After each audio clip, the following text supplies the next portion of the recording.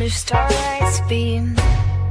Heroes rise in this night they gleam. Pages turn and as fate intertwines. Saturday night, it rewinds. Spin tales poke the mind in that city's electric light. It's hard, heroes fight, every moment feels so right.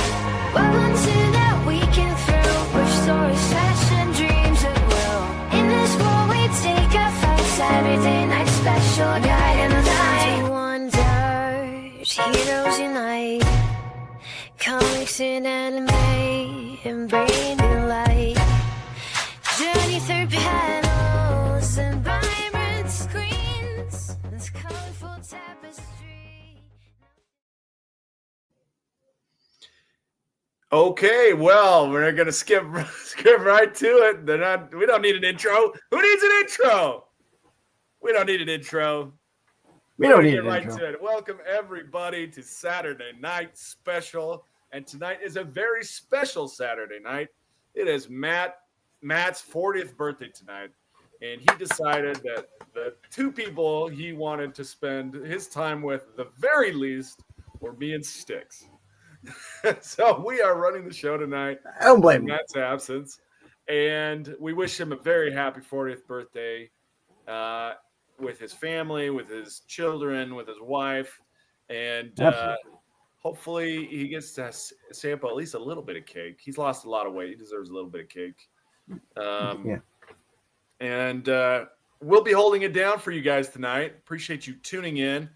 GT was here bright and early. I think he started messaging about 3 o'clock in the morning this morning. Ed's still stuck at the in-laws. Dag nabbit. Well, hopefully you can break free for a moment or two and spend some time with us. Jedi Johnson making some bank after a Killer Whatnot sale earlier today. Congratulations, Jedi. Glad you could make the show. Tyson, welcome. Good evening to you too, sir. This is not all about Doctor Who, but we're not going to rule it out. Sticks is running the show, so there's always a chance we get some Doctor Who in here for one and all. Sticks, how you doing tonight? I'm doing great. It is Saturday. It's a nice holiday weekend. I have Monday off. I also have next Friday off. I think I'll still be on qualified, but we'll see. How have you been? How's your week going? It's going great, man. Doing some grilling and chilling on Monday with the family. What we're doing? Yeah, Brian J. It's just Sticks and I tonight. Thank you for asking. We are doing our best to keep you guys entertained. We bring the news, we bring the fun, we bring the hits, and we get it done.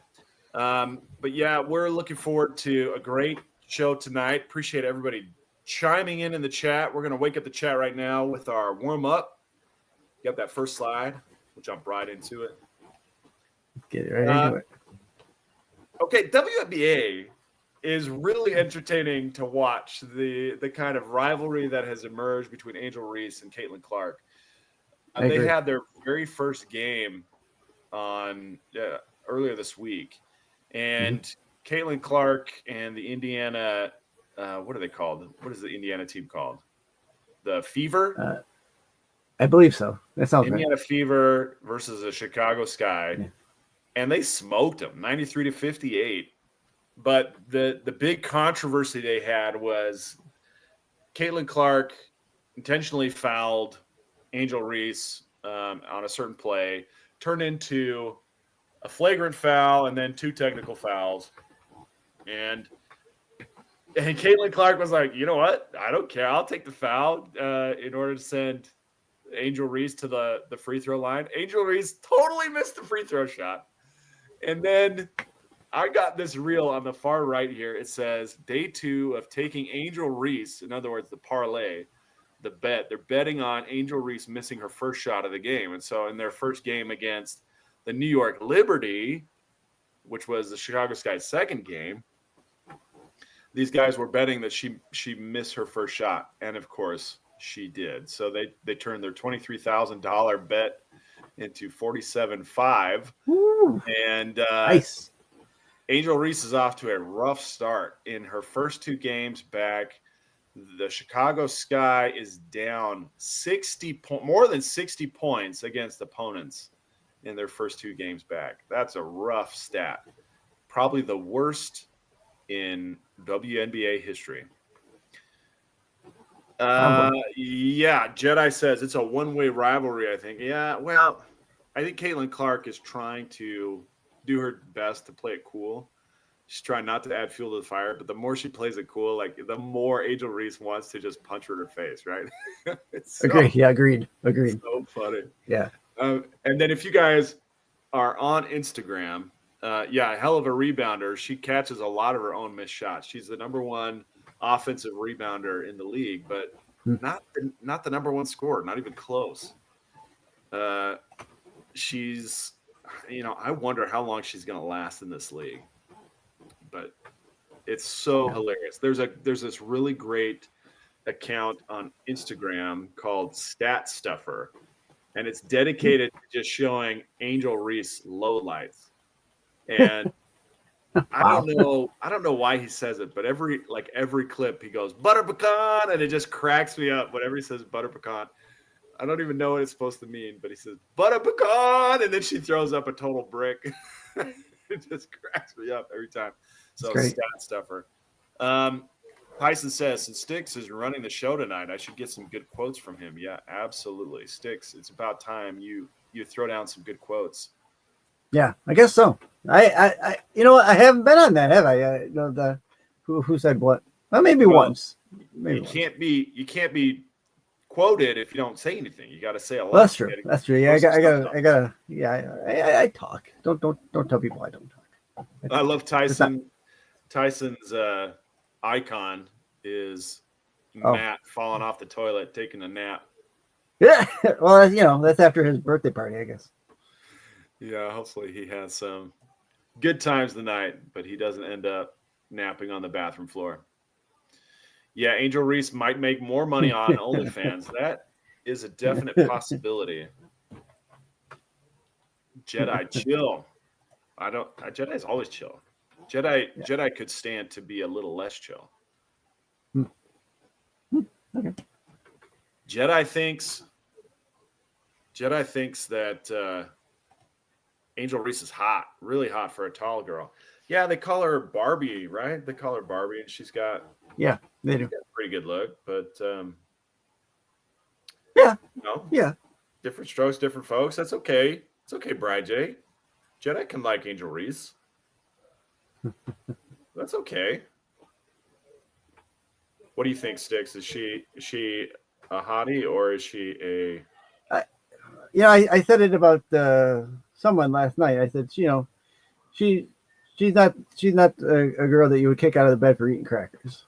So okay, but is she enough to make a bulldog eat his chain? Probably not this bulldog, but I'm sure there's a bulldog out there somewhere that'll chew the chain up. Okay, Tyson says maybe she could screw 584 guys in a day. Only the guys that are betting on her to win. Yeah. Sarah says Jedi is like the Rolling Stones. He likes that brown sugar. Yeah, you bet he does. Nice. Hey, what's up, Carl? Thanks for tuning in. So if you guys are looking to parlay, you can get on and get some of that sweet anti-Angel Reese cash.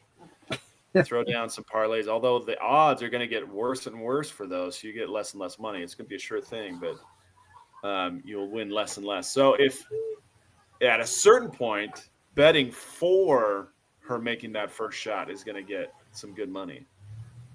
No. You get some good odds on that.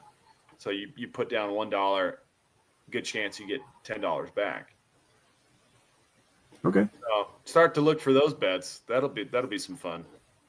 All right. Well, I'll just say this real quick. I know that I don't really do the parlays, but I know my son does now that he goes to the casino every once in a while. So he plays those kind of bets, like, who's gonna make the first shot or things like that. It's kind of what I call the Vegas vacation bets.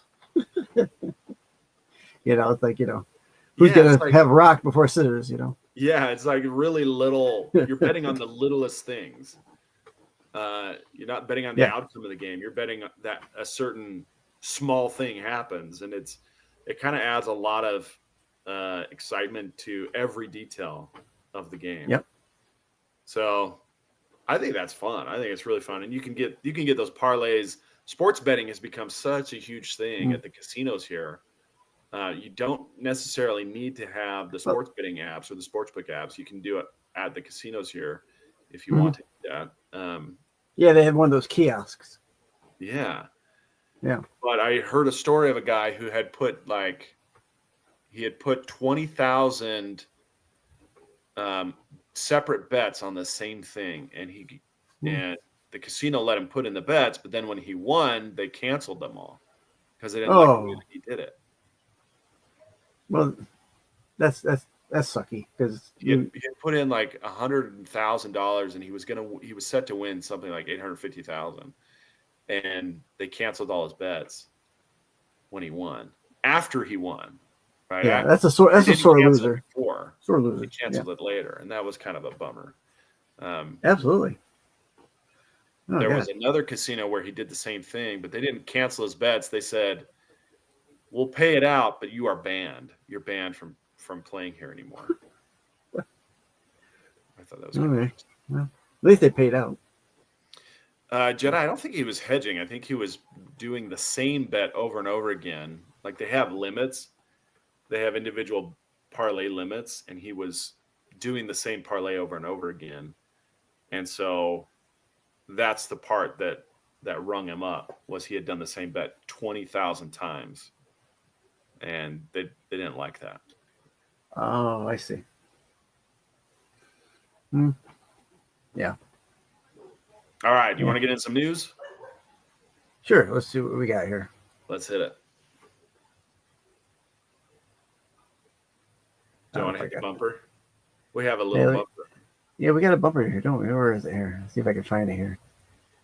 Here it is. Okay, I found it.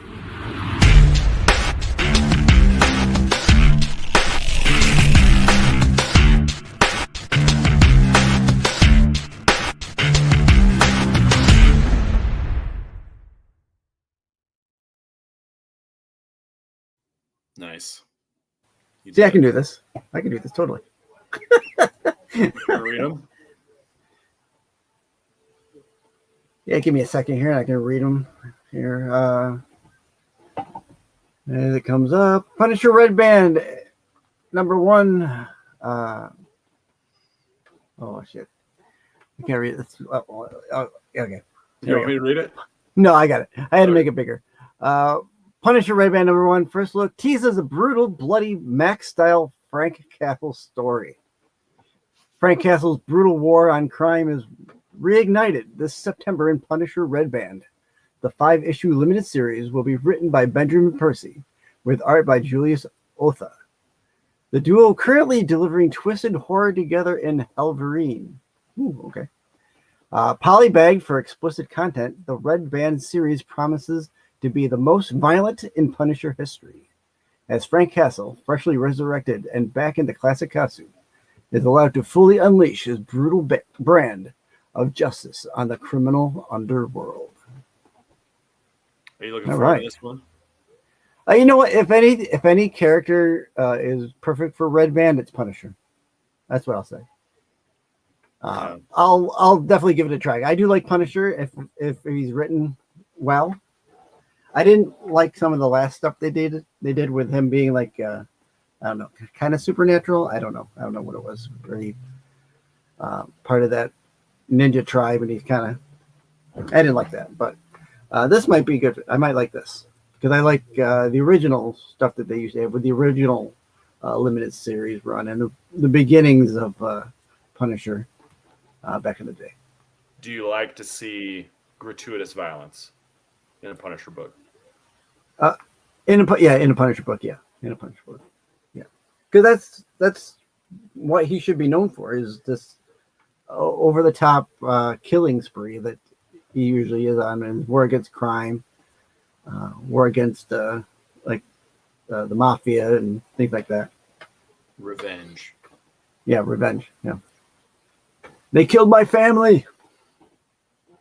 We should do a parlay to see how many knives go up through someone's jaw. Right? That move. Oh, right, yeah. Right? Let's see. Yeah, I wonder how many times he's going to pull that move.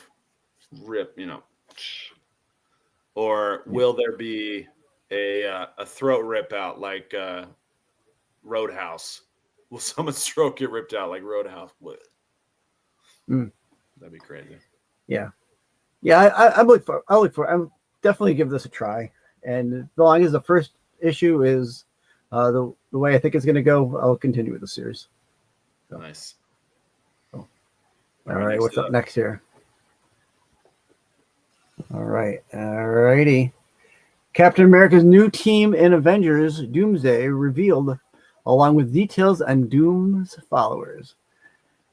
Avengers Doomsday will mark the beginning of the end for the multiverse saga as the Russo brothers make their MCU return to try and end this hit or miss era of storytelling and style. Earth's, the multiverse's mightiest heroes, will assemble in battle. Robert Downey Jr.'s Doctor Doom, and along with the X-Men, Fantastic Four, and New Avengers, we know Captain America will lead his own team of Avengers. According to the Cosmic Circus, Sam Wilson's team will be comprised of Jaquan Torres, the Falcon, Carol Danvers, Captain Marvel, Bruce Banner, the Hulk, Wong, and Shang-Chi. They're officially on his team, with She-Hulk likely to join them. All right. I guess this is going to be from the movie. Where did this come out? I don't know. I'm not quite sure. Mark the beginning of Avengers Doomsday. Mark the beginning. I guess we're talking like a prequel series for comics. So something leading up into this is what if I'm reading into it correctly. Correct me if I'm wrong, someone, but I think that's what we're talking. Because Cosmic Circus is talking about the movie. They're talking about MCU. Yeah. They're saying this is the new Avengers. Captain America, Joaquin Torres, Falcon, Captain Marvel, the Hulk, Wong, Shang-Chi, and She-Hulk. That's going to be the new Avengers. Oh, so they're talking about what the team is in the movie. Okay. Yeah. I mean, that makes sense because these are the characters that we've had as of recent, who are still kind of in play, I guess we could say, in the MCU. I mean, we haven't seen Carol Danvers, since their last movie, but Jedi doesn't like Brie Larson. He's not a Brie Larson fan. No, he's not a Brie. No, right. I thought you were talking about cheese for a second there. I was gonna say either he doesn't like cheese or Brie Larson. He might not like me either. So, Brie. Yeah. S'il vous plaît. Well, I can't say I'm excited about any of this news. Marvel is they really put a grumpy in the bed for the last few years, and I'm not super excited about Ironheart. I still haven't seen Thunderbolts. I am planning on seeing it at some point, but just not real excited about it. Yeah, I mean, some of the movies have been a little Amber Heardish with the poo in the bed, but I mean, some of it's all right. I'm looking forward to Fantastic Four. Hopefully that turns out to be a turning point and an upswing for them. And then we'll talk about later with Avengers, with Doomsday and Secret Wars. So I heard this story. Speaking about pooping the bed, I heard this story where this guy was going out drinking for his 21st birthday, and he didn't know anything about it, and so they were like, why don't, or his uncle was like, here's what you do. You need to coat your stomach so that you can withstand the alcohol. take 3 shots of olive oil before you go to the bar. And Okay. so he gets to the bar, and as soon as he gets to the bar, he shits his pants. he never got drunk because he couldn't even drink because he had to go home, change his clothes. Okay. Yeah. All right, Luke says scientists in the U.S. have developed a pill to combat against depressed lesbians. They have named it Try Dick Again. Wah, wah. Nice dad joke. Wow. Good job, No, Luke. I guess Father's Day is coming up. Got to get those dad jokes in before the deadline. I guess so. Okay. Let's see what's there. Here's about Marvel Doomsday. Hey, Christina. Yesterday, we learned that Avengers Doomsday has been moved from May 1st to December 18th of 2026. Avengers Secret War, meanwhile, will now open on December 17th, 2027, after it was originally scheduled for May 7th of 27. Deadline has shared some insight into why Disney and Marvel Studios concluded that delaying Doomsday and Secret Wars was the right move, with insiders telling the trade that these two films are among the biggest ever made, and the delays simply allow more time to execute on a gargantuan vision. As why the Avengers franchise is moving from its usual May slot to December, it said that down to the success they've had in the holiday corridor with titles like Spider-Man No Way Home. There's certainly something to be said for making Avengers Doomsday and Avengers Secret War holiday event movies, particularly as the Star Wars and Avatar franchises grossed billions worldwide over the holidays. Even DC's Aquaman was a $1 billion hit when it splashed down into theaters in 2018. Well, yeah, okay. They probably just need more money, or no, they need more time to figure these things out. Well, sounds like they've got a plan now, at least in place, and they can figure it out. Yeah. I mean, they're still announcing people who are being hired for these films. So, yeah, I think they need more time. It sounds like this is going to be bigger than we're expecting. We might even get like they did with Endgame, where they split it. So we might get like 2-part Doomsday or 2-part Secret War. Tyson, I thought we'd forgotten about that joke. Tyson says, that's up there with Sam's joke about finishing a shotgun to completion. I thought we'd forgotten about that, but I appreciate you remembering. Hey, Christine. Welcome in. Yeah, I'm not surprised that they're going to try and take more time. I think we still got a couple projects coming out in the meantime, so whatever. I guess we can wait. We can wait for this. It's good news. Tyson never forgets. Yeah. Absolutely. Yeah. An elephant never forgets either. So, yeah, that's good. I'm glad. All right, what's next? This one's for you. What do we got here? Ooh, one for me? Oh, look at this. Doctor Who star Ncuti Gatwa acts from the series after recently upsetting BBC bosses. This is a half-truth I'm thinking, but Doctor Who only has 2 episodes left before season 2 concludes, and now only has 1 because one of the episodes aired today. And another report has just hit the British tabloids via sci-fi frontier gazette.com, claiming that Ncuti Gatwa's time as a doctor is indeed up. The sex education and Barbie actor is said to have dropped out of announcing the UK's jury scores in last weekend's Eurovision Song Contest at the last minute. It was like the day of. That was reportedly in response to Israel's being included in the annual singing competition.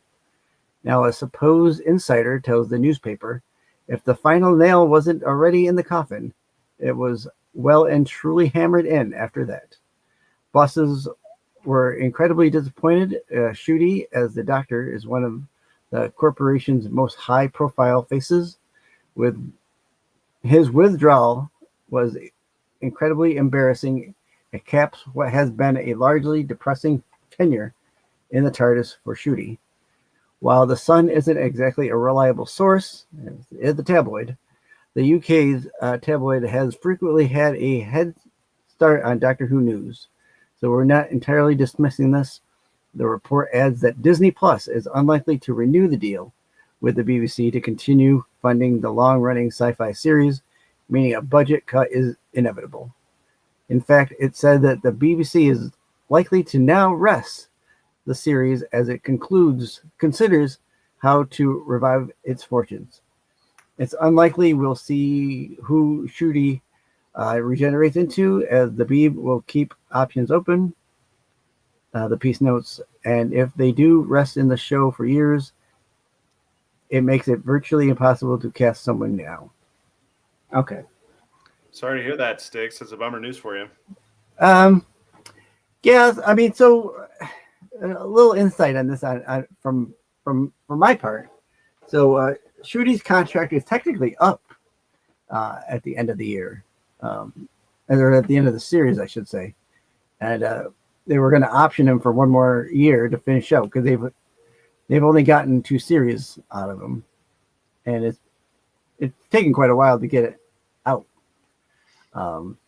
So chances are they're probably not going to renew it.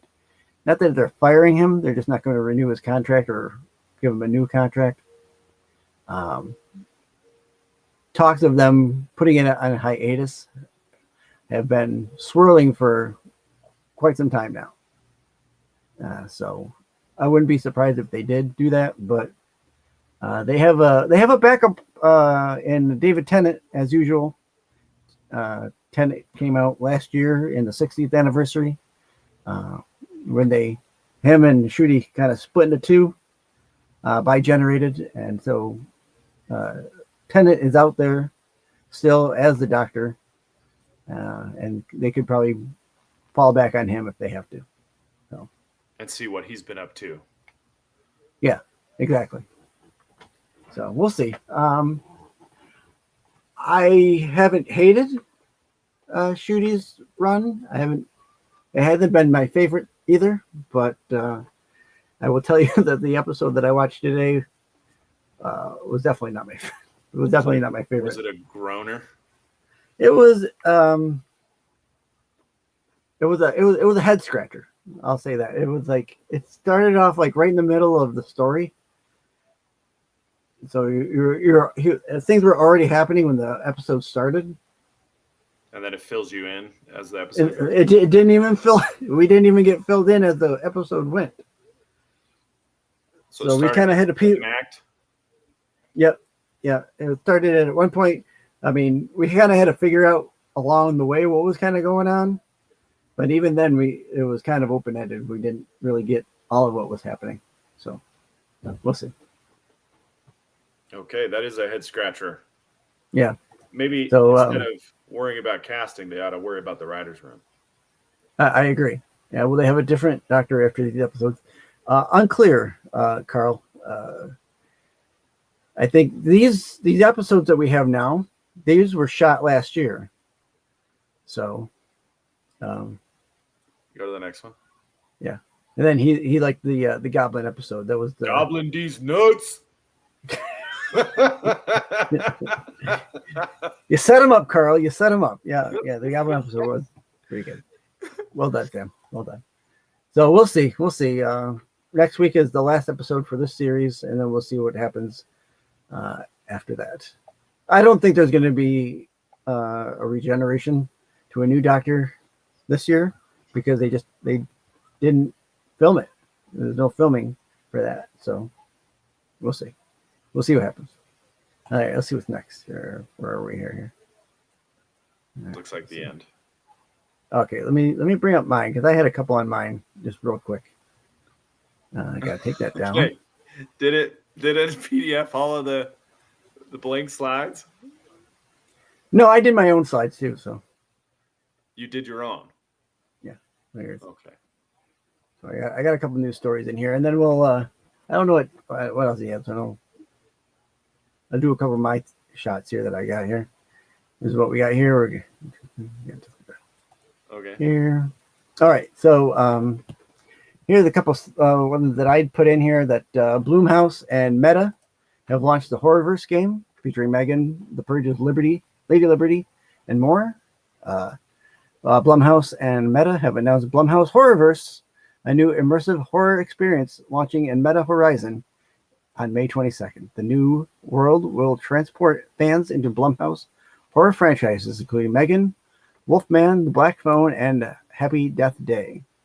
The official event description reads, Dare to enter Blumhouse Horrorverse. Hunt victims as Megan, Babyface, or Lady Liberty. Roleplay as villains from Megan and The Purge and Black Phone across thrilling minigames. Are you a horror guy, Sam? Not really, but I do find occasionally a gem in the horror genre. Mm-hmm. But yeah, I would say for the most part, no, I would not much of a horror fan, but occasionally I dip. I did like Megan. The first Purge was pretty interesting, but I haven't seen Black Phone or Happy Death Day or Wolfman. Yeah, I'm not familiar with Happy Death Day. I've seen the Black Phone and some of Megan. I don't know if I've seen Wolfman. I may have. So what's it called? On the Meta Horizon, it's a virtual. What do you call it? One of those virtual things that you put on. Yeah. It's a so. VR. So I think VR is really good with having like horror because you're locked into it, you know. You can't see behind you. You can't see behind you or beside you. You know, this is like you have to be really focused on that. So, yeah, horror. Whew, if you can't take horror, don't be playing these games because you're gonna be like that guy going to the bar. You're gonna shit your pants. So, shit my pants. Yeah, shit my pants. All right. This is a real quick one. HBO Max.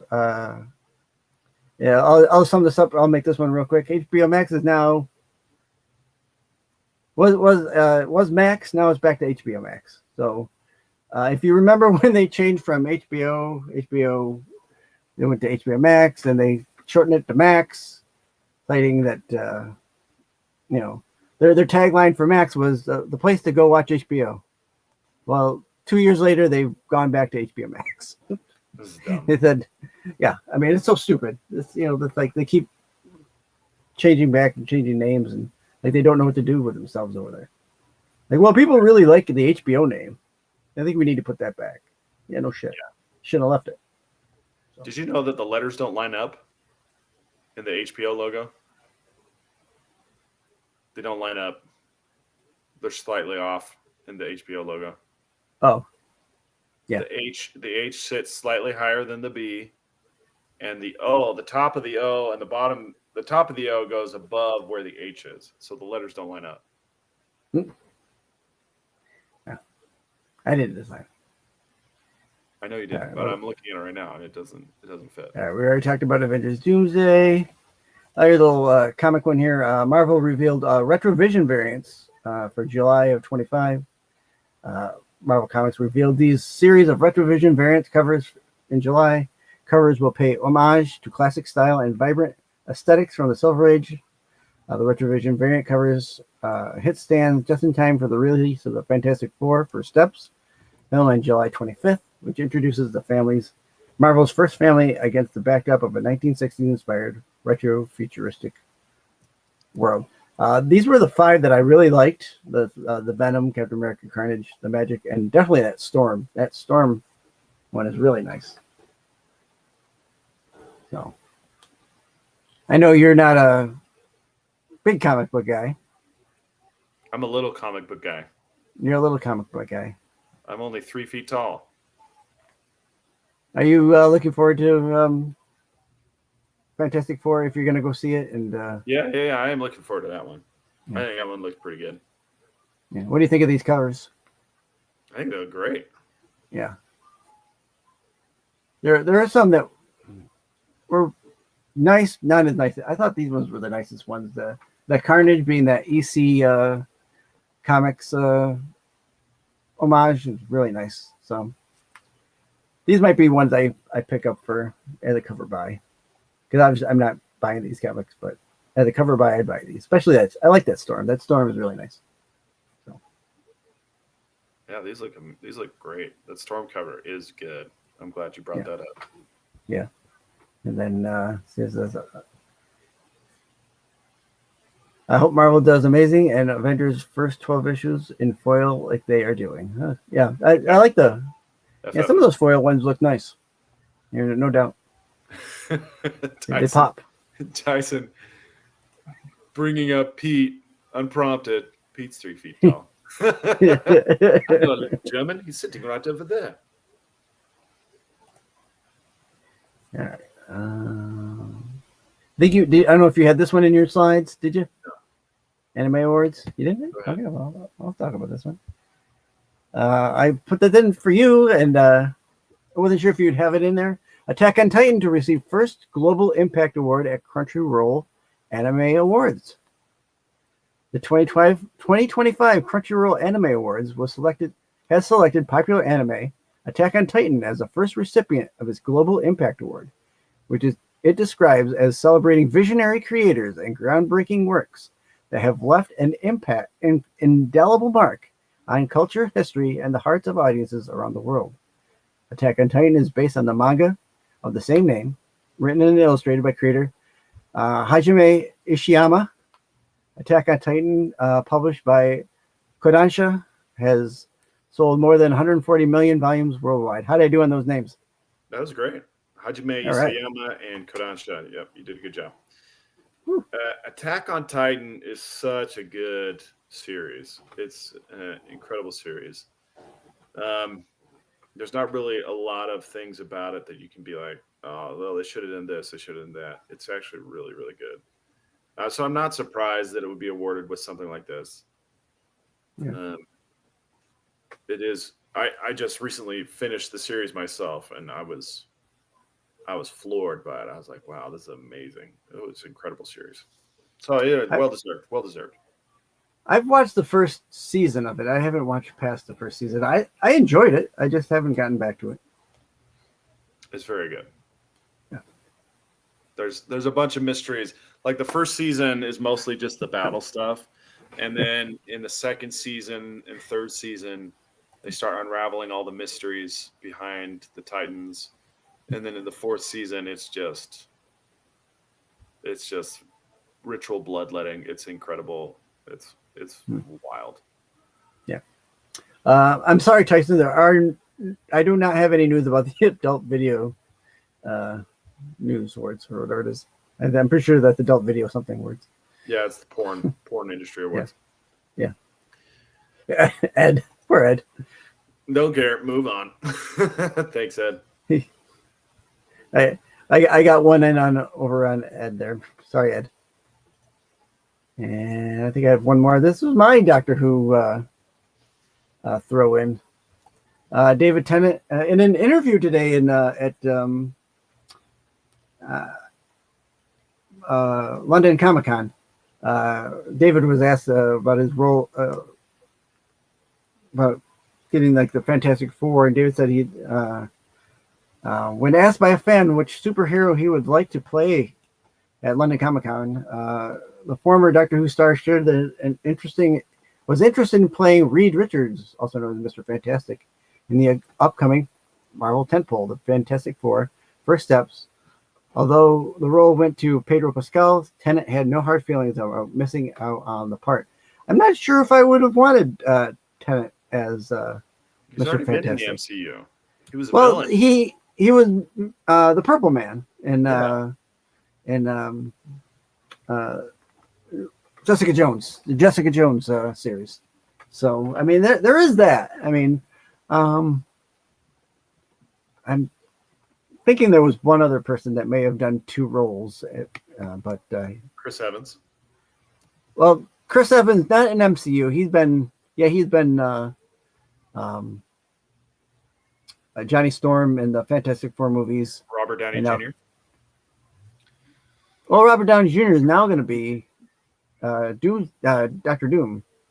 So that's one of the top ones that comes to mind right now. So, I mean, Tennant's a great actor. Don't get me wrong. Not sure he's would be my pick for Mr. Fantastic though. I wouldn't have probably picked Pedro Pascal either, but I do like Pedro Pascal. We'll see how he does. I mean, it's all in the bag, so we'll see.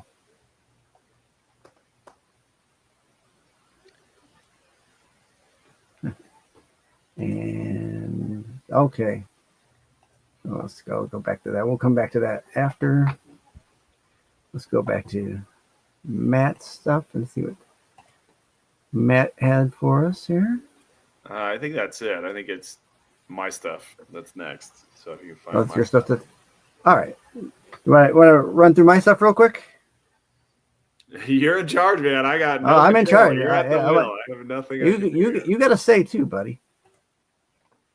All right, we'll go in here. I don't have any bumpers.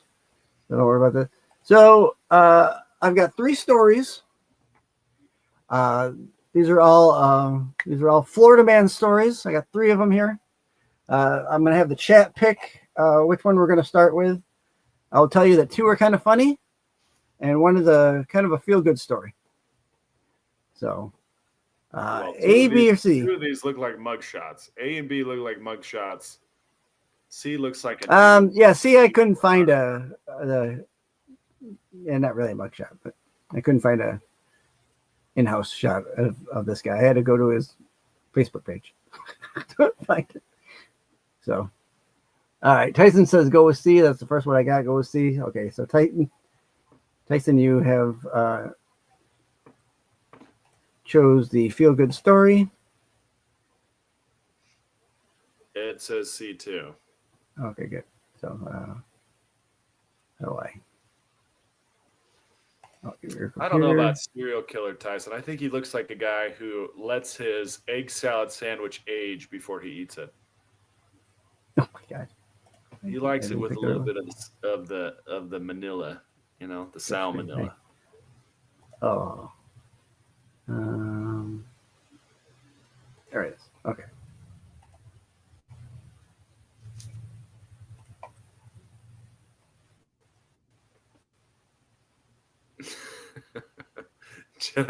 Jedi says, I couldn't believe it when I learned that Styx was higher than Sam in the SNS hierarchy.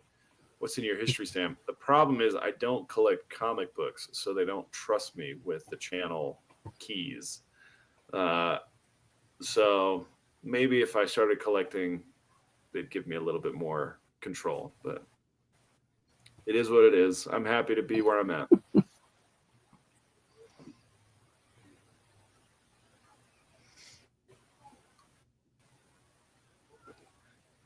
So Styx is gonna sign language the entire episode here of what's going on with this guy while we wait for it to load. Yep. Come on. It says it's showing. Why isn't it showing?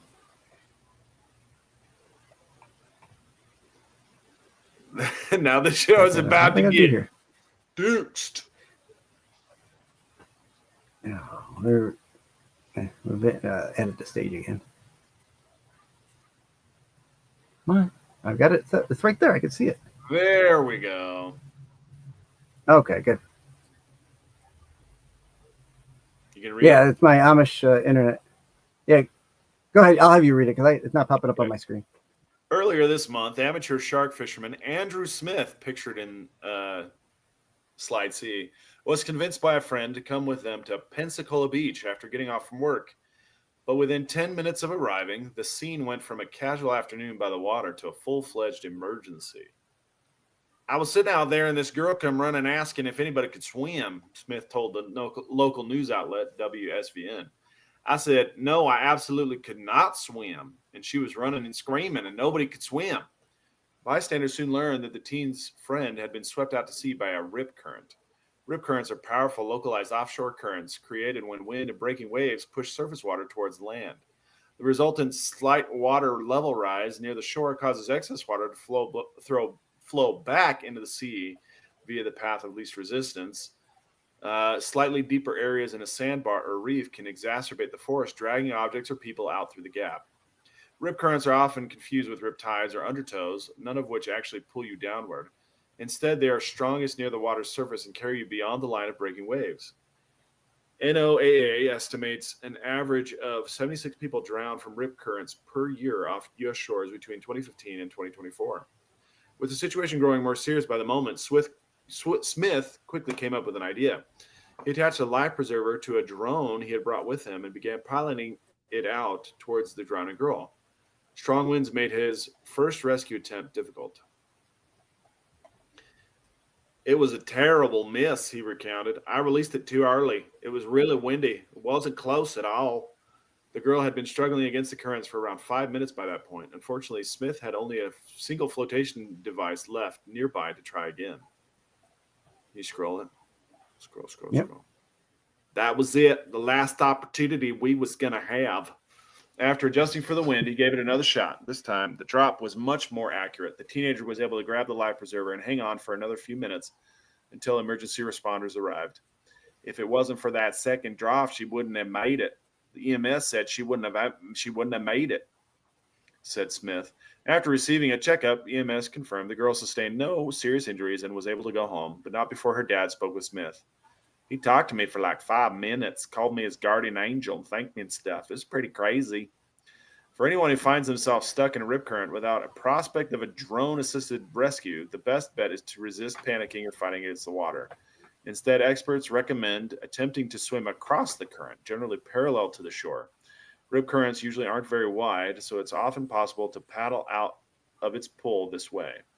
Another option may be to allow the current to pull you past the breaking waves. Rip currents dissipate from there, and then you can either begin swimming to shore or tread while waiting for a lifeguard or EMS responder to arrive. All right. Oh, really good. The guy saved the girl's life. So, hats off to Mr. Smith there. And that's the last good story you're going to get tonight, Ed. Yeah. Just became the 10th best show on Internet. All right. Let's say now we're off to A or B. Yeah, if it's showing now. Might as well hit A. Let's hit A. Okay. All right.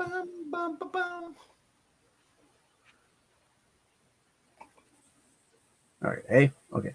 A. Let's do it. Start at the beginning. Start at the very beginning.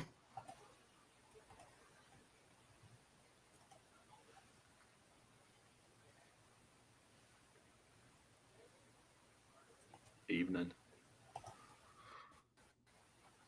So while Styx is doing this, I want everybody to know it's Matt's 40th birthday. This is a short one. Birthday wishes for him in the chat. Light it up. Let him know how you feel about his douche chills, his reading, his mispronunciation. Give him some well-deserved razzing and also some well-deserved birthday wishes. All right, what you got? Is it showing? Maybe not. Show it. Hold on. I got to bring it up. Share it. Present. Present. Freeze that. Okay, here we go. Add to stage. There we go. All right. It should come up here any second now. A Florida man faces felony charges after allegedly shooting his neighbor's pregnant cow 5 times for wandering onto his property, following through on a threat to kill any trespassing livestock. The incident has sparked outrage in a rural community where farm animals mean more than just business, per Fox News. Hung Trin, 54, of Fort Myers, was arrested on charges of animal cruelty and grand theft of a commercial farm animal following the incident on May 13th. Lee County deputies say they found the 2-year-old cow alive but seriously injured with gunshot wounds to the gut, chest, and rear leg. She was later euthanized. Oh, that's sad. And poor cow.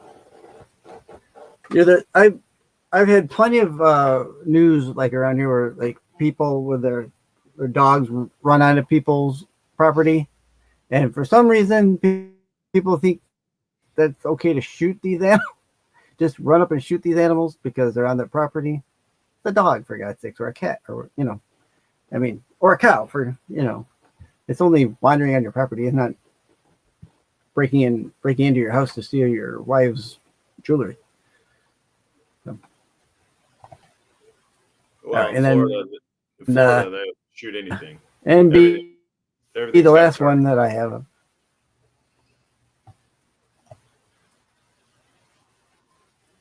That's probably true.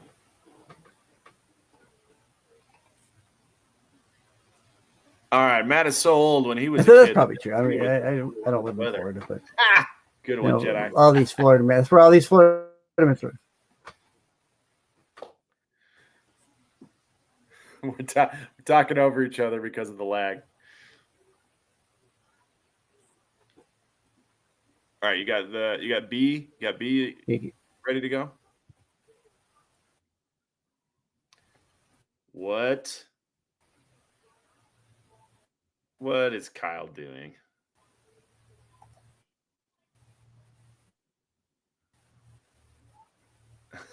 Sticks, what are you doing, man? Do something. Okay.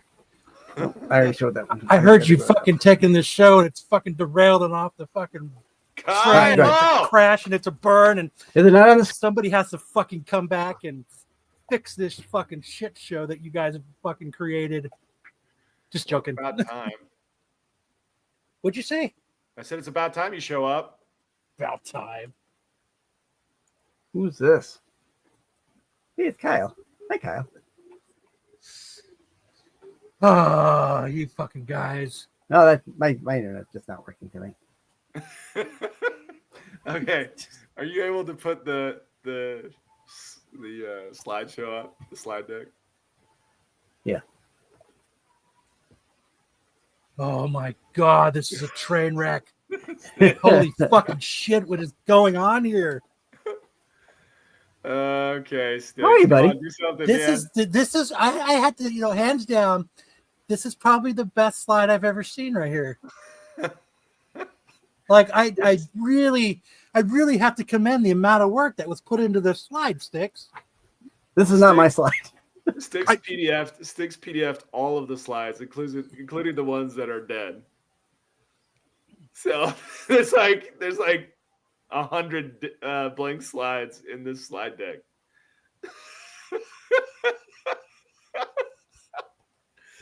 Oh man, this is fantastic. Keep going. Oh my fucking God. All right, here we are. Oh. All right, let's get your bumper going. Where's the anime going? Oops. Okay. And I was supposed to be on my way to Matt's birthday party. Wait, you didn't get invited to the birthday party? No, I did. Did it already happen? It's happening right now. I'm supposed to be on my way there. And then I got calls and messages that this fucking train wreck was going on. From whom? Everybody. Who's everybody? You see everybody in this chat? Oh, yeah. Aw. Just joking. I don't know where your bumper is. I'm just joking. I can't find your bumper, Sam. We'll just move on. Okay. Wait.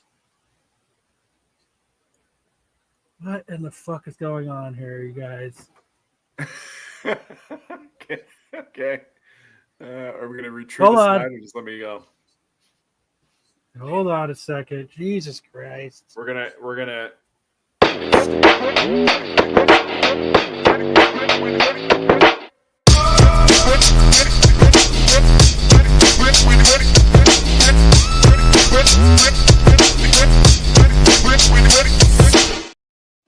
Is that better? Thank you. All right. So first up, we have a teaser image from the One Piece episode 1129 preview, teasing the backstory of a fan favorite character, Bartholomew Kuma, and his adopted daughter, Jewelry Bonnie, teasing their backstory, which is going to take place over the next 4 episodes. This is going to be kind of an emotional roller coaster. So if anybody is looking for the emotional heights of One Piece to hit the same levels it did back in Water 7. This is the moment. So make sure you're tuning into One Piece for the next few weeks. Funny that Sarah says this. This is as good as the Englehart interview. I was playing it for a couple guys that I work with last night. I was like, you want to see something funny that somebody did? I was like, as I was watching it, I was like, what's kind of funny about this interview? Sam has never had a problem with his eyesight since then. You're able to read again. You're able to read after that. Yeah, I after my diabetes diagnosis, there were 2 weeks when I couldn't see, I couldn't read without glasses. And then once my diabetes was under control, I didn't need the glasses anymore. Your vision came back? It came back. It was the weirdest thing. I was like, I swear he only lost his vision during that Engelhart interview. It's true. It was true. It's 2 weeks. 2 weeks I had really poor vision, really poor eyesight, and then it came back. Oh, man. My wife was so mad because she's had glasses her whole life. And she's like, you've had glasses for 2 weeks and you don't need them anymore? I hate you. I hate you so much. But now, I was playing that last night, and my coworkers got a kick out of it. Oh, good. It never gets old, Kyle. It never gets old. You know what? It really never does. It doesn't. Can you hit the next slide, Sticks? I can. No. All right. Also, for all of you fans of Elden Ring, it's going to get a new movie sometime, in the next 2-3 years, I guess. But they've announced Alex Garland is set to direct and write the film. And he wrote Ex Machina, Annihilation. Annihilation's a pretty creepy movie. I like that movie a lot, actually. And he wrote Civil War, which I don't think is that good of a movie. But he's kind of a horror sci-fi writer, and they're using him to write the Elden Ring movie. So this should be pretty fascinating. I played the game. I think it's a good game. I don't know. It's a great game. Yeah. So It's won a ton of awards.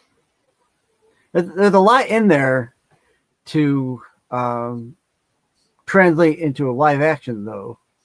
So I wonder if they'll split it up. It's also going to be an A24 film, which A24 has the weirdest movies that there are. Yeah, but they've been pretty hot as far as movies go for horror, right? I mean, A24 they've done pretty well. They've done pretty well as far as horror goes. Yeah. But they are some of the weirdest movies. Like, what was that one? Him? Was it called Him? Where, like, all of the men were played by the same character. Oh, maybe. Or the same actor. That was such a weird movie. Or the one where the lady has she adopts a lamb. Like a lamb, and it has hands and feet. That was so weird. What? It's a weird movie, dude. Holy cow. Okay. All right. But look forward to Elden Ring, the movie. Yeah. Yes, Eternal. Agreed. Look. Matt's on the ground with his butt in the air. He's sleeping. He's so sleepy. Can you hit the next slide, Sticks? Yep. All right. Also, we have the Demon Slayer Infinity Castle trailer. The full trailer hit. It didn't really do a whole lot for me. It was mostly just shots of the main characters falling through the Infinity Castle. They didn't show any of the battles. It was just like character stills. It wasn't really a whole lot. So if you are really looking forward to this movie, don't bother with the trailer. It's not that exciting, though the movie itself is going to be pretty awesome. The Infinity Castle story arc, for those of you who don't know, is the final story arc leading up to the battle. And they are not going to do a final season of Demon Slayer. They're going to do 3 movies to cover the final story arc. Oh, wow. Which leads from Infinity Castle back into the regular world where the battle finally culminates. But it's going to take place over 3 movies over the next year and a half. Is Demon Slayer a manga that has finished, or is it Yes. still being written? Yeah. No, it wrapped up. Gosh, I want to say probably 3 years ago, Okay. Okay. 4 years ago. I know some of these are still being written, so I wasn't sure. Demon Slayer had about 200 chapters, which is a decent size manga, Mhm. but it's short Yeah. by most popular manga standards. Bleach, for example, had something like 600 chapters. Naruto had something like 800 chapters. Well, maybe that's not true. Maybe it's more like 500 and 700. And then One Piece it's at 1150 chapters right now. Wow. Yeah. All right. And then I got a couple more slides here. Okay. Speaking of Naruto is going to have its own little theme park attraction. It's pretty small. It's really just one little. Oh, see you later, Kyle. Thanks for stopping by. Bye, Kyle. Maybe he's off to Matt's birthday party. He's probably after Matt's birthday. Have fun. The Naruto theme park is being built. It's looking for a 2026 launch in France. It's really just one roller coaster and some shops, some like Naruto themed shops. It does look like there will probably be room to expand the attraction depending on its popularity. But the roller coaster that they have is actually 2 rides in one. They're going to have 2 tracks running in separate directions. One of them is kind of a forward and then reversing track, and then the other one does a loop. So if you are in the France area, and you like Naruto, this might be something for you to check out. Okay. All right, and then I've got one manga spotlight, which is Bug Ego, which is it's a really bizarre manga, but it's really interesting. This is the one about Hartman's hacks. And this week they were battling a golem that was threatening to kill them. Nothing can save you now. It's no use. I know it. I know everything. And they were able to use their Hartman's hacks to get through the battle and subdue the golem.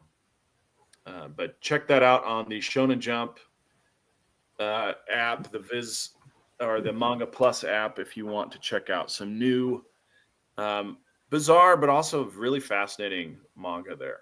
And then that's it for the big news in anime. And now we have an update for High Fidelity. Ooh. Our boy Fidel has graduated basic training. He's down 100 pounds. Look He at him. sent me these pics this week, and we had a chat over the phone. He's going to be moving into a 17-week training program for his job in Chicago, starting in Chicago and then moving to San Diego. Really happy for Fidel. He's doing so well. He's lost a ton of weight. He looks fantastic. He's still Fidel, still the goofy, lovable guy that he's always been. I didn't bother asking him about his wife, quote unquote wife, but he's doing really well. Full Metal Fidel. Yeah, we'll see how he does. He seems to be in good spirits. I'm really happy with his uniforms. He's got clean clothes. They smell fresh, according to him, and things are going well. So wish him all the luck, and I'll keep you guys updated as I get more information. Good on him. Good on him. And I don't have any highlights from Dodgeball this week, even if I did. Sticks has PDF'd the slides, so the links have not come through. So we'll just skip that part and move on to the next segment, which is Mega Character Matchup.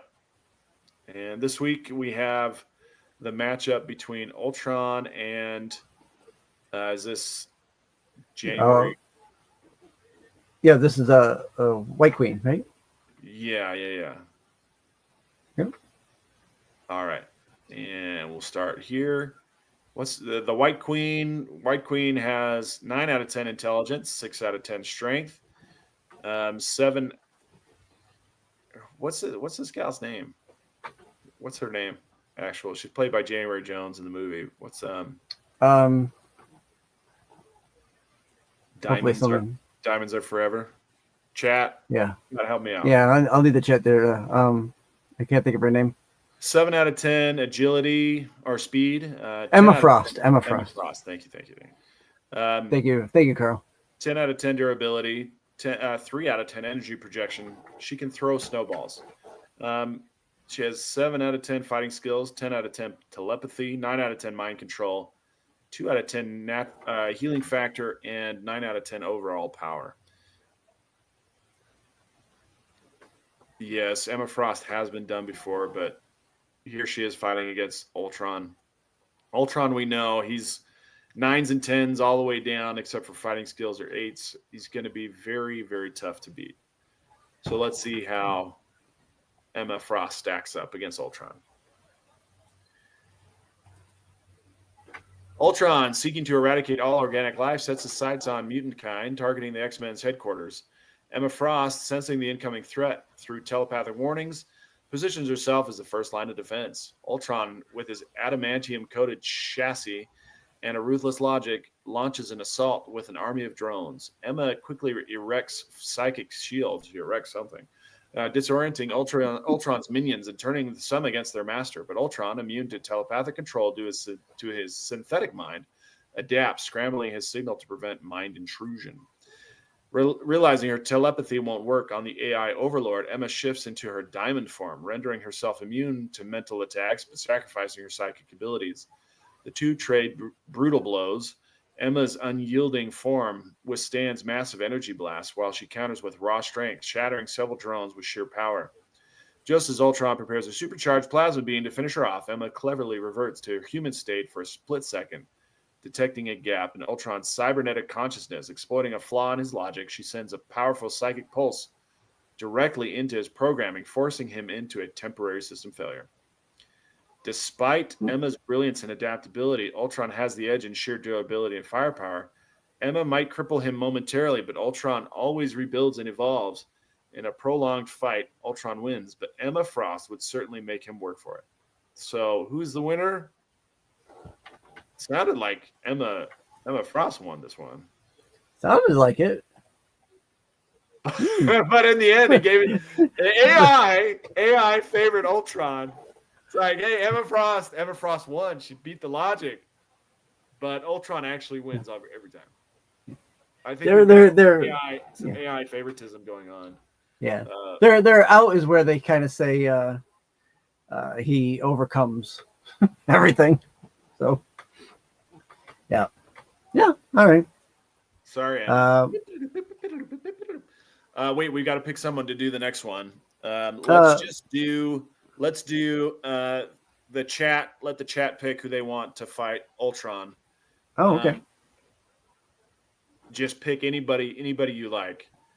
We've got to find somebody who can unseat Ultron. I'm gonna say Saitama.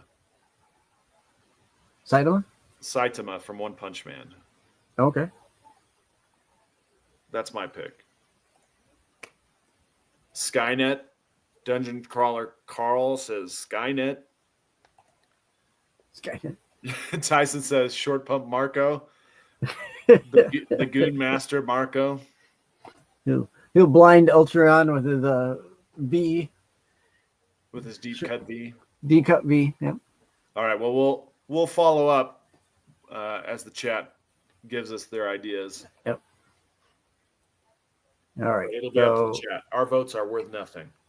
Yep. And we go to best and worst covers of the week. I don't know if I can find the bumper. I'll try and find it real quick. Bounce, bow, bow, bumper. Bounce, bow, bow. Goku. That's a good one, Mama Bear. That's a good choice. I was thinking about Goku too. Yeah, that's right. Where's anime? Probably where you go. Oh, there it is. Found it.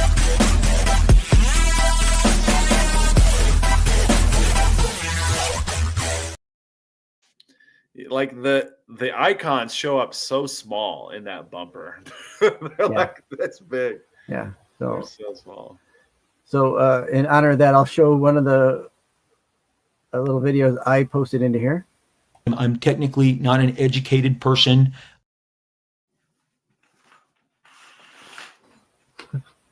There we go. That was it. All right. That's the worst covers of the week. Let's see what we have picked for this week. All right. So first up, in the worst, we have Absolute Wonder Woman number 8, the 1 in 25 Meredith McLaren cardstock cover. Yeah. She looks awful surprised. I was gonna say she looks like she probably just finished an 8-ball or something. Yeah, something Yeah. is waking her Surprised up her. in that moment. Someone touched her where she didn't think she was supposed to be touched. Yeah, she seems very concerned. Yeah, agreed. Yeah, not very good. Yeah, Tyson says this is horrible. I agree. All right, Maybe next. it makes more sense in context. Maybe.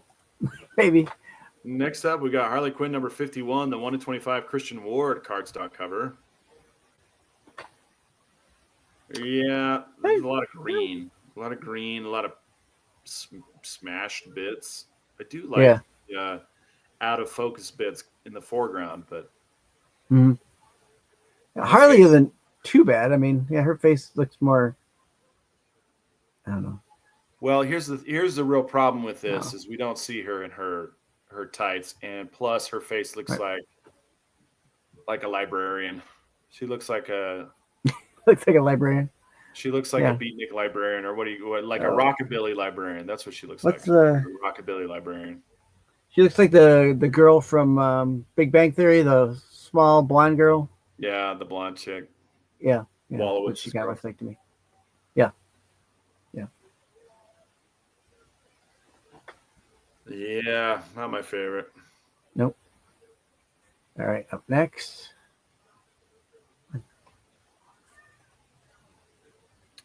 Up next, we got the Superman number 26 Gillum March cardstock cover. We've got, who is this? Superwoman riding piggyback or on the shoulders of Superman as he's flying through the air with the greatest of ease. I saw his. I thought she had 3 legs there for a second. I thought this part of his bicep there. It looked like another leg. It's just really goofy. I mean, the concept of it's really goofy. Yeah. I don't. It's kind of got that magic carpet ride vibe to it. Yeah. I can show you the world. Well, I don't know if this is supposed to be shading. Like you can see where like the back of him is like a peach. Like her top is peach, and then her face kind of looks clownish. Like it's peach with like highlights in her cheeks. So she kind of looks like a clown. It's just kind of goofy. Yeah. I don't think the execution of it is bad. I think they drew it really well. Colors look really good, but it's just kind of goofy. Yeah, looks weird. All right, up next. That's it for worst covers, and we'll head over to the best covers. Keep clicking through until you get to the best.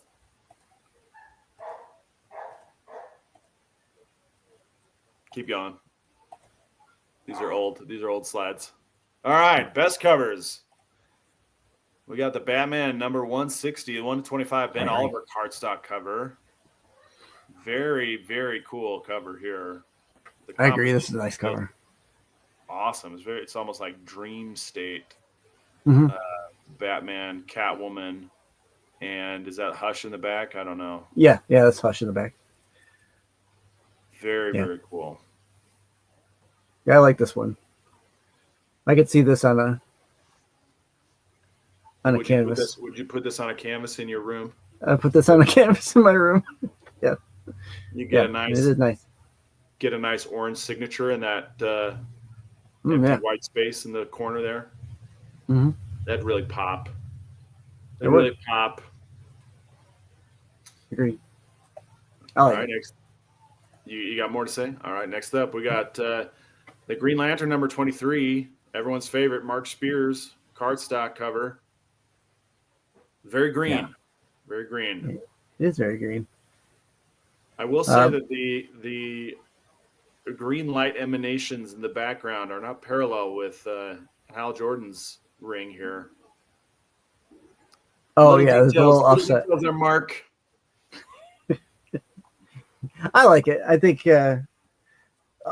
his last Green Lantern cover was really good too. So I'm not surprised that this one is just as good. So That's very yeah, cool. Mark has some good covers, so I'm not gonna slight him. And Hal's got a really nice head of hair. If you head back for just 1 second, he's got a really nice head of hair there. Oh yeah, he got a nice A little. guy plot like me there, can doesn't he? be really jealous about that kind of thing. I'm sure at one point, Sam, you had a great head of hair too. I had a conversation with my son the other day. He's like, why didn't you marry someone taller so I could be really tall? And I was like, well, son, I was more worried about my hairline. I married someone who wasn't going to give me bald kids. He's like, oh, okay, fair. Yep. Nice. All right. Peacemaker presents the Vigilante and Eagle Eye double feature number 3, David Nakayama cardstock cover. You gotta love the bird shit on the armor there. Yep. Eagle Eye's got a great pair of shades. Yeah, he's rocking the shades. Yeah, I like it. I mean, the humor is there. The detail is on point. It is looking really, really good. Yeah.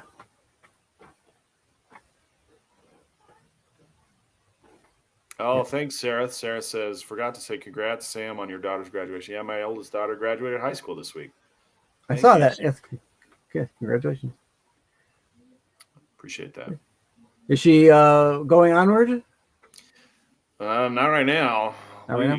We talked about that and tried to convince her, and she wasn't Nothing yet, having huh? it. So right now she's more interested in traveling and seeing the world a little bit before she goes to college.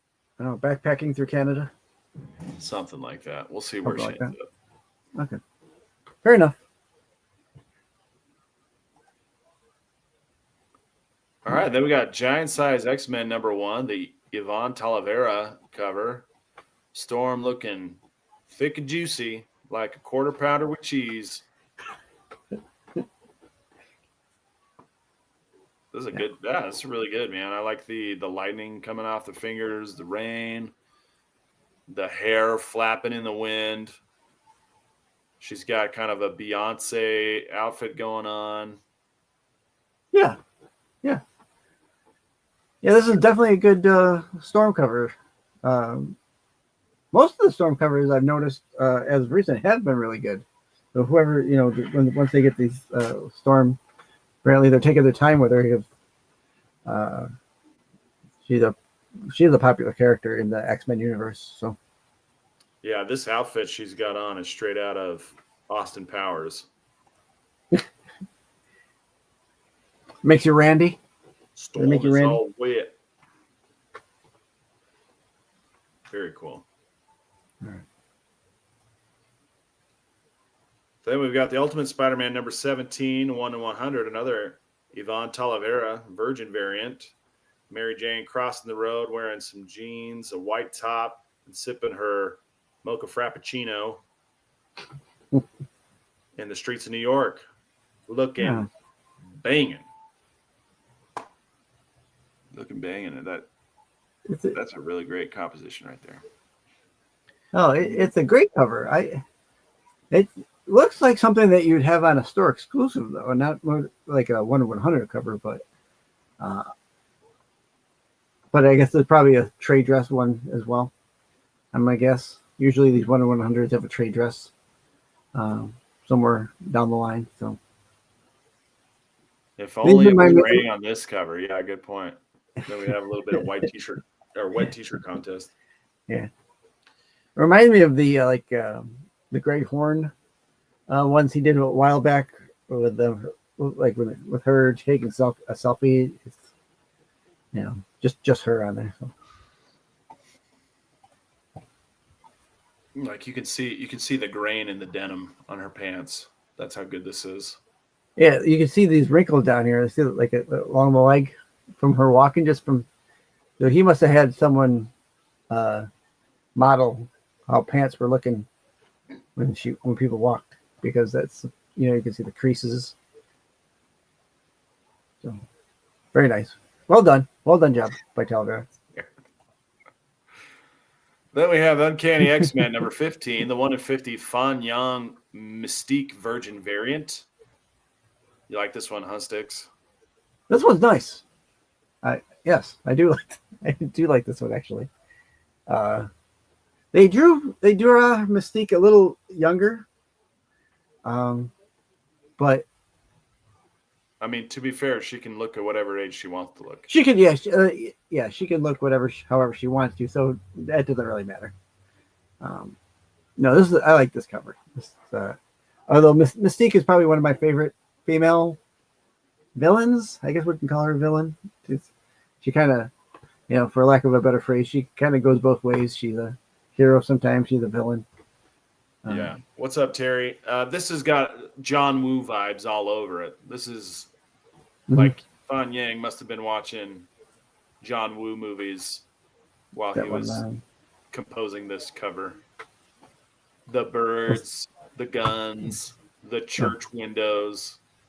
You got that one feather in the bottom left-hand corner. Yeah, for sure. The kind of floating there. Yeah, it's a good addition on there. Adds just a little something to it. I like it. What? I don't know if that's true. Is that true? I don't think that's true. I don't know, man. I don't know that lore. Tyson, I did really like this Mystique cover. All it needs is a pink signature. That would really make it pop. Yeah. Even Ed liked it, I think. Clapping for it. That's a wave. Maybe he's saying, I'm out. Oh. Or maybe he's saying he's back. Hope you find your dad. All right. What we got next? All right, here we go. We got Magique number 5, 1 in 100 Leslie Lyrics Lee Magique Virgin variant. A lot of horns, a lot of spikes. Magique looking pretty demonic in this particular. Mm-hmm. That's what I was thinking. Yeah, very demon-like, demonic. Yeah. Yeah, you like this one, huh, Sticks? Do you collect Magique covers? I don't, but hi, Terry. Hope you find your dad. I might pick this up. I probably won't, but I would if I wanted to, I guess. It's a nice cover. I mean, it's as far as demonic and demon-like drawings go, I like it. Tyson says she'd eat a burger. Yeah. Yes. And I do agree with Sarah. It's kind of a Berserker cover. He likes those Magique covers. All right. What's next? Oh, there's a nice one. Then we got Daredevil Cold Day in Hell number 2, the number 1 in 100 Gabriel Delato Virgin variant. Daredevil looking very cool in this particular composition. Got the fire in the foreground, lighting up Daredevil in interesting ways with an overhead light source, giving him a little bit of extra reflection on the top parts with some darkness in the background, giving a lot of interesting contrast to the composition. What do you think of this one, Sticks? I like this one. I will say it's hard to find a bad Gabriel Delato cover. I know there have been probably 1 or 2 in his time, but more often than not, his covers are straight fire anyway.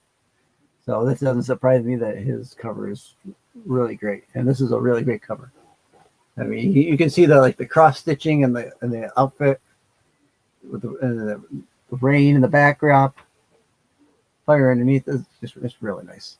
So, you think so, Sarah? Do you think that? Well, maybe. I mean, I guess if he's dropping the taco bomb, we'll see. Le taco bomb, the taco bell. Yo quiero taco bell. Yeah, let's see what's next. Oh, yeah. We got Rogue with the Savage Land number 5, 1 in 100 J. Scott Campbell Virgin variant. J. Scott Campbell giving us some good stuff here. A little bit of a saber-tooth tiger, and Rogue looking very savage indeed, but not savage enough to forget to put her hairband in place to make sure that Right. hair is bumped 100%. I like it. Two things on it that I don't like. Well, A, I think we've gotten a lot of these Rogue and Savage Land covers. I mean, it is a series, I guess, but so I'm kind of done with them. And the saber-tooth tiger, it doesn't really look like a tiger face. It looks more like a lynx or a cougar face. Are to you me, kidding me? the way the Are you ears. kidding me with that? Are you No. kidding me, Sticks? No, that does not look like a tiger. No, look at how the ear. Look how the ears are up. Look how those ears are up. It's a made-up animal. It's a fantasy. Saber-tooth tiger is not a made-up animal. It's a real animal. The guy can draw it however he wants. It's more of a lynx. It looks more like a lynx than it does. It does. That face does not look like a tiger. Oh, whatever. You like it? Really, actually,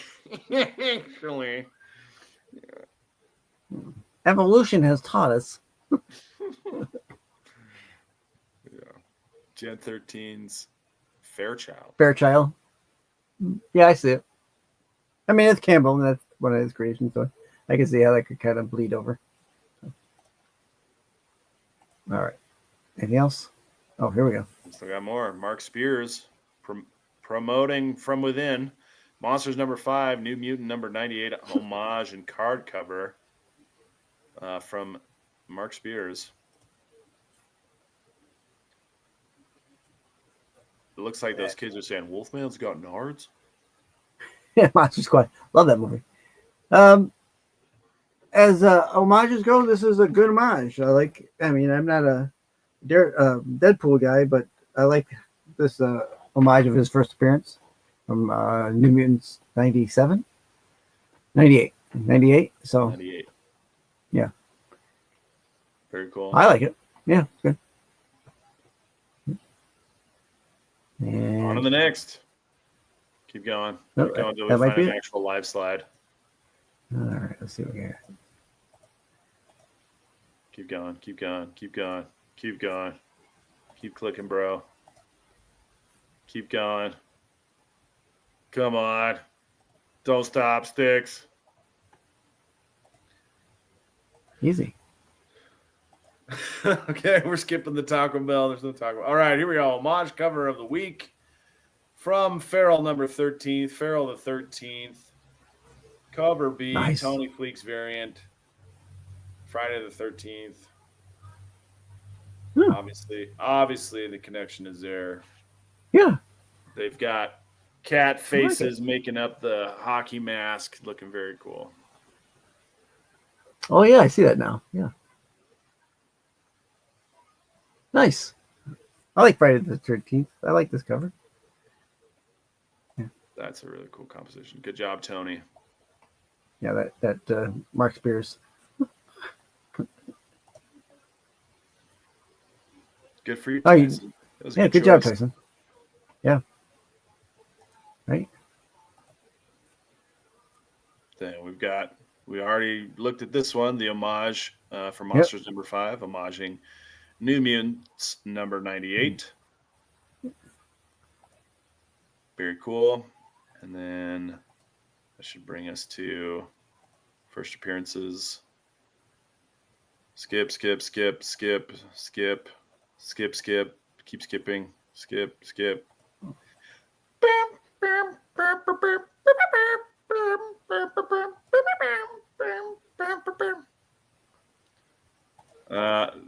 This is old. That old? Yeah, this is old. Keep Okay. going.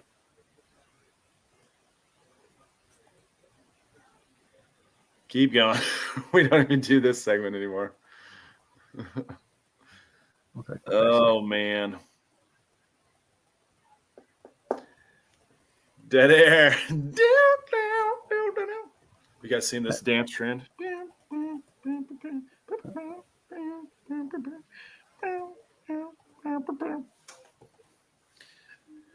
Look, Kyle and Matt left us by ourselves. All right, here we go. First appearances of the week.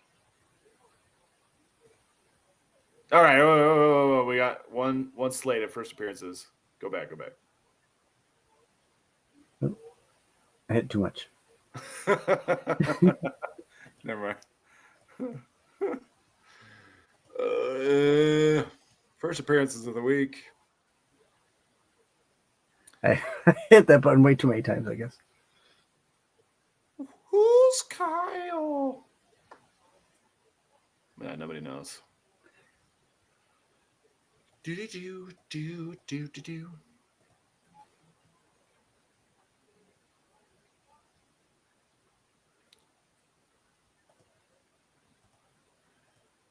Almost there. Almost. What number was it? Was it this one? I don't know, bro. Nope. Happy birthday, Matt. There it is. All right. There you go. All right. Got, The other one. The Curse of Shirley Johnson. First appearance of The Stranger. First appearance of the Crimson Seraph. And first appearance of Beliafan. All right. I'm not familiar with the series, so although I like the guy on the cover. I think it's pretty cool looking. Image Comics series. Yeah. So we'll see. It's a new series. Looks like. Was there anything behind here? I don't know. That's just that one. All right. I'll go slow this time. Not too slow. But slow enough to not miss anything.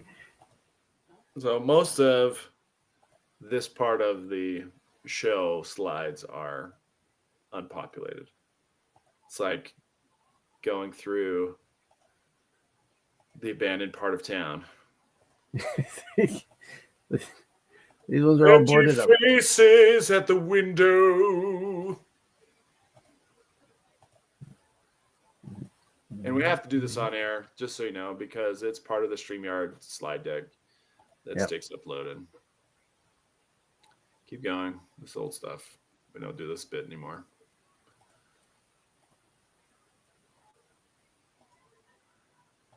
Sticks is definitely sabotaging the show to get more subs on his channel, Slide Dog.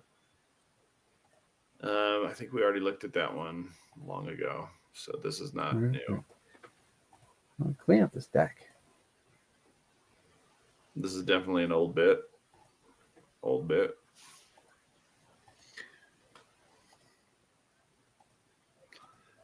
Just like a trip down memory lane.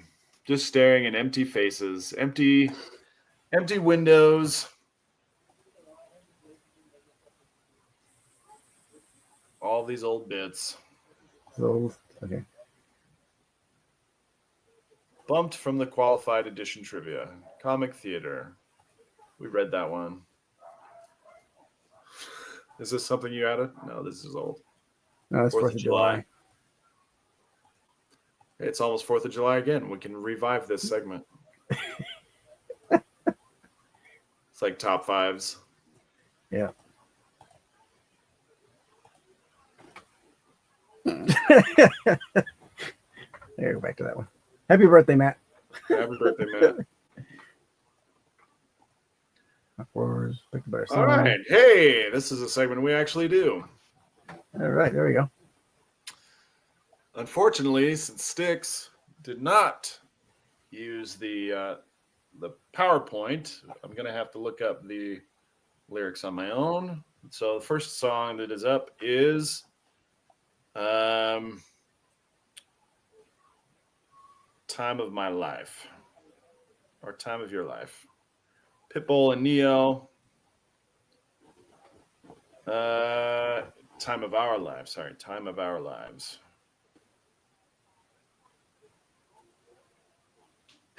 It's a text. All right. Here we go. I knew the rent was going to be late about a week ago. I worked my ass off. I still can't pay it though. But I got just enough to get off in this club. Have me a good time before my time is up. Let's get it now. Ooh, I want the time of my life. Miss Worldwide, oh baby. Ooh, Give me the time of my life. Yeah. Let's get it now. This is the last $20 I got, but I'm going to have a good time balling tonight. Tell the bartender, line up some shots, because I'm going to get loose tonight. She's on fire. She's so hot. I'm no liar. She burned up the spot. Looked like Mariah. I took another shot and told her to drop it like it's hot. Dirty talk, hey. Dirty dance, hey. She's a freaky girl, hey. I'm a freaky man, hey.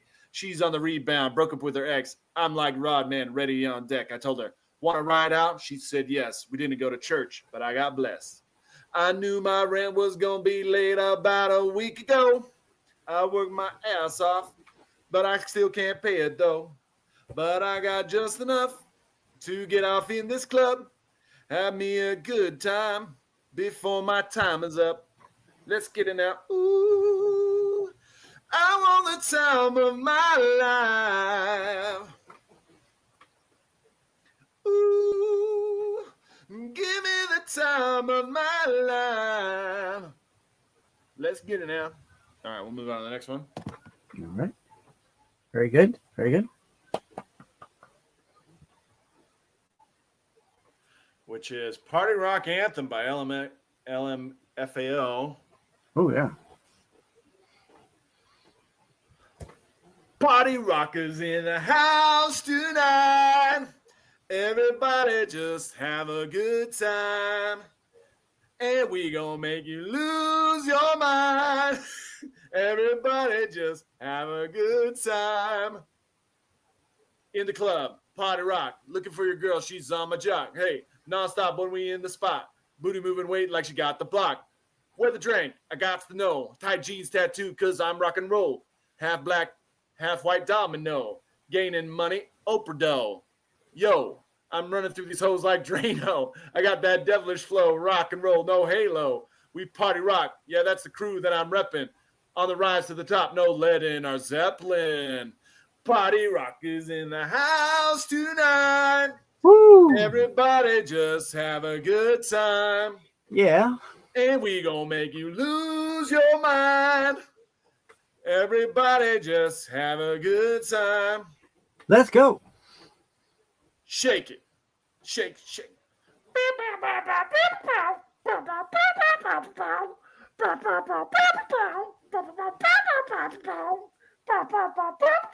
Every day I'm shoveling.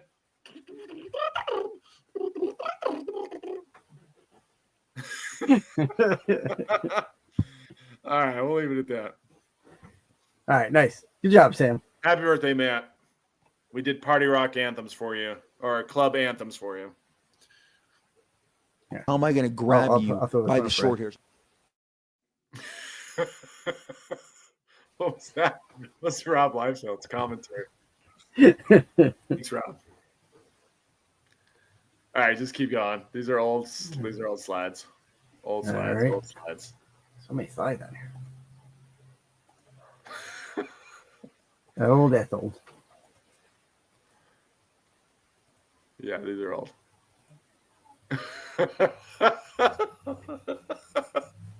Sticks. This is hilarious. Keep going. Keep going. I think that's it.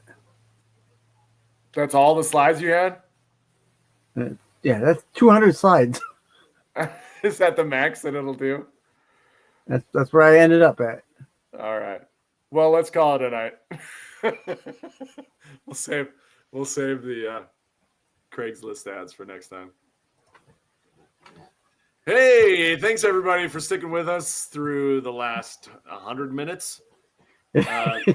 Make sure that you tune in tomorrow for the Dark Side Boys. And then tell me all the shows that are on this channel again, Sticks. So tomorrow night, Dark Side Crew will be talking Star Wars, 9:15ish p.m. Tomorrow over on the Renovision channel. Monday will be Pete will be dropping a video for the Monday watch list for Wednesday, or the Wednesday watch list. Tuesday, he'll be dropping. Pete will be dropping his shorts over on a Tuesday video. Wednesday night, 9 p.m. or 9:15ish, will be the tax show with Pete, Marco, and Dub. Thursday is I think like either Dollar Bin Digging or another new video that Pete drops. Friday night back over at the Qualified, 9:30 after the 9 o'clock top 10 show, and then right back here on Saturday night where Matt will be back. Also, Hopefully. Matt's got his wrestling. You guys do the wrestling show on Absolute Yep. Geek, right? Yep. Thursday nights, we do over in Absolute Geek, we do the Off the Mat where me, Matt, and Dom talk wrestling from the week prior. And what about your channel? And over on my channel, thank you, Sam. Over on my channel, me, Joe, Jedi, sometimes Bruce, and Mama Bear. We watch old episodes of Doctor Who, and then review them afterwards. We do a little watch along every Tuesday night at 9 p.m. That's pretty much the week that is for Renovision, Absolute Geek, and Awesome. 6473. All right, you want to take us out? Yeah, let's end it. Thanks everyone for joining. Listen, I will ask everyone here in the chat tonight to please take a moment to send Matt a happy birthday wish. If we can all flood his DMs and wish him a happy birthday. Thanks, everybody. Thank you. Have a good night. Either you've got me confused with somebody else, or this is a joke.